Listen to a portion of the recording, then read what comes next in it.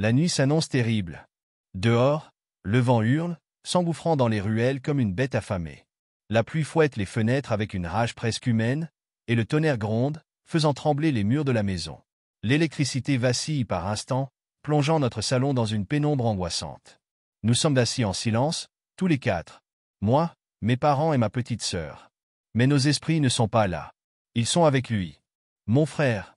Il est sorti cet après-midi pour aller acheter des provisions au supermarché. Une simple course qui devait prendre 1 heure. Pourtant, les heures ont filé et il n'est jamais rentré.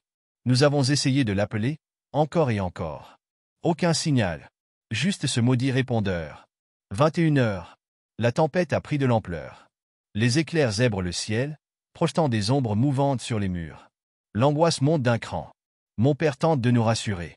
Il a peut-être trouvé refuge quelque part.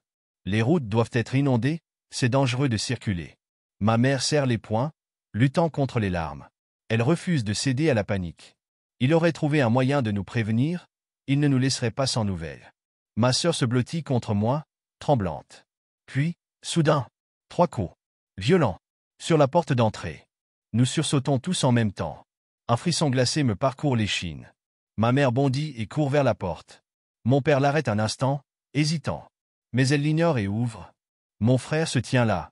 L'espace d'un instant, le soulagement nous submerge, puis l'angoisse revient, plus forte encore. Quelque chose ne va pas. Il est trempé jusqu'aux os. Ses vêtements collent à sa peau blême. Son visage est livide, vidé de toute couleur. Ses cheveux dégoulinent, formant de fines rigoles sur son front. Mais le plus dérangeant, ce sont ses yeux. Vides. Éteints. Mon chéri, est-ce que ça va? Demande ma mère d'une voix étranglée. Il ne répond pas. Il passe devant nous, lentement, silencieusement.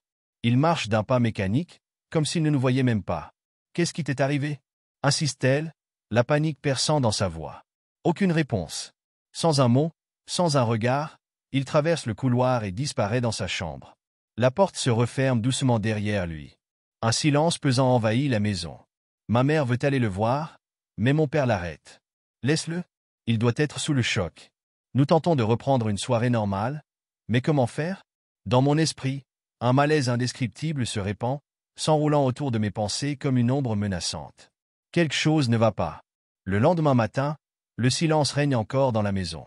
La tempête est passée, laissant derrière elle un décor de désolation.